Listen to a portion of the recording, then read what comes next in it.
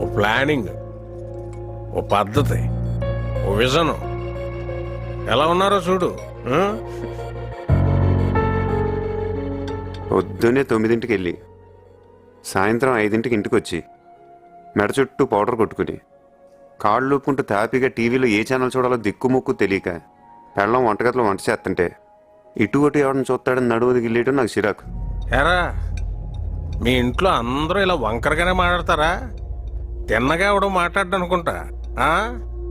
వారిని డబ్బులు ఎలా సంపాదించాలో ప్రపంచంలో అన్ని సూత్రాలు కనుక్కున్నాను, కానీ మీరేంటో మీ విధానాలు ఏంటో ఇప్పటికి నాకు అర్థం అవరో బాబు. నా జీవితానికి ఏదైనా అసంతృప్తి ఉందంటే అది ఇదే.